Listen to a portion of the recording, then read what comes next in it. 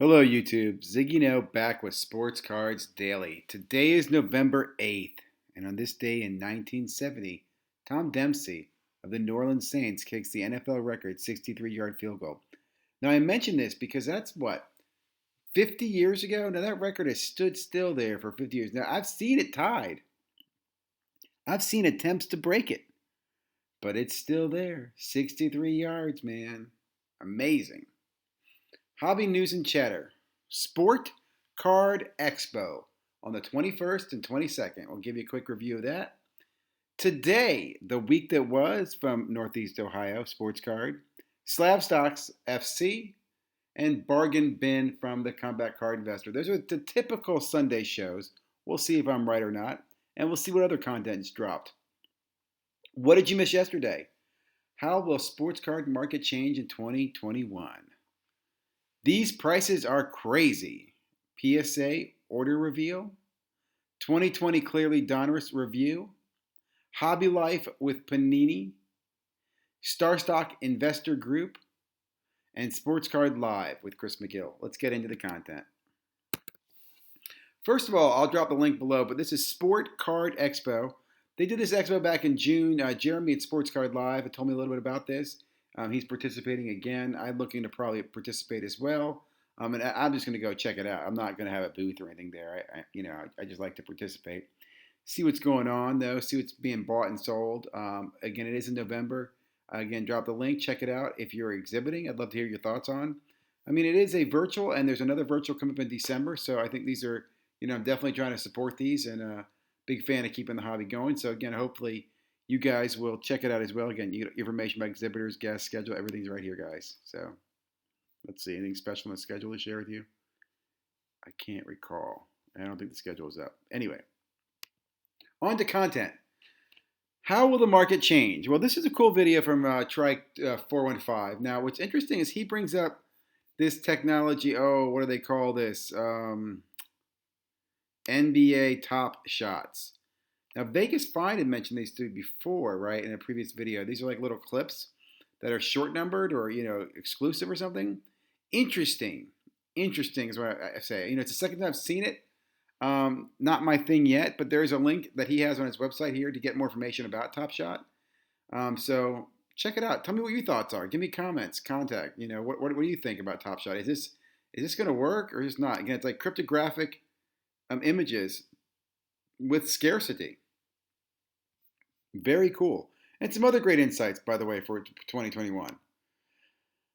These prices are crazy. This is from Rookie Year Soccer, and what he's basically looking at are a few sales that took place on eBay of cards that sold for really, really low prices, right? Like, I think it was a Ratchford that sold for like 60 pounds versus typically 140, 150 pounds. So some really, really interesting observations from him. And again, they're soccer focused. So I'm wondering if the soccer market's changing or if these are just some good buys. But it also points out, hey, if you're on eBay, you can find some good deals on eBay, just kind of sniping deals, right? Next up, Elite Co. 3. Great video on PSA. It does a PSA submission reveal, kind of sharing some of the cards to get back from PSA. I thought it's interesting. He shipped these back in July 31st, and he got them back now. So that's not too bad for PSA.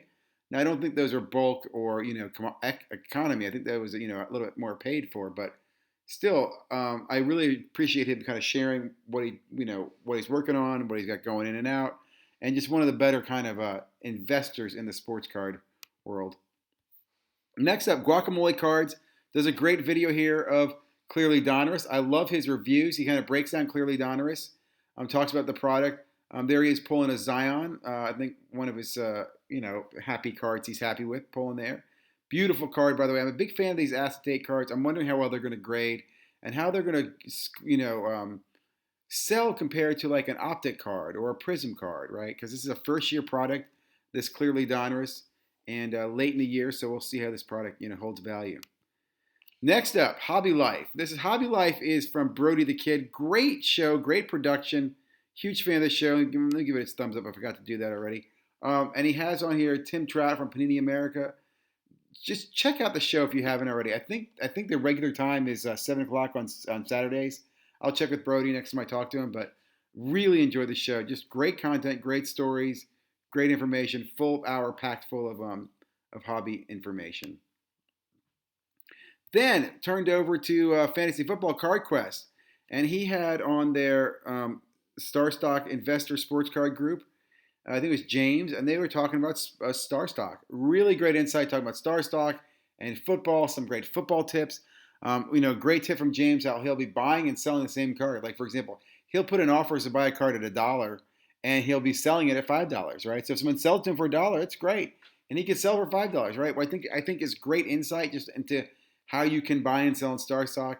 How you have to keep your inventory going all the time, kind of like as in a commodities market where you buy silver and you're selling silver the same day. So, very interesting, great video.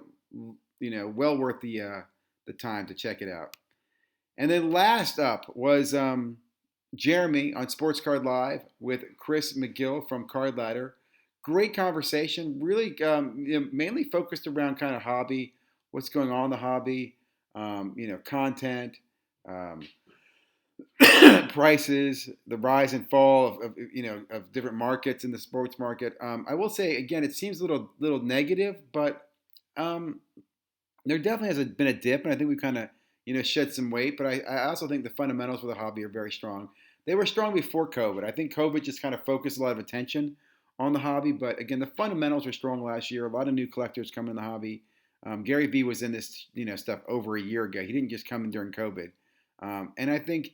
As we look into 2021, when things start getting back to a little bit more normal as far as sports scheduling and sports playoffs and so forth and product releases, we're going to have a very, very strong future ahead of us. So really enjoyed the conversation, both these gentlemen. So that's it. I hope you guys enjoyed Sports Cards Daily today. If you haven't already, please subscribe, give us a thumbs up, leave some comments below, tell your friends about us. Just trying to get the subscribers up and keep that content coming to you daily. Have a great day. Stay safe.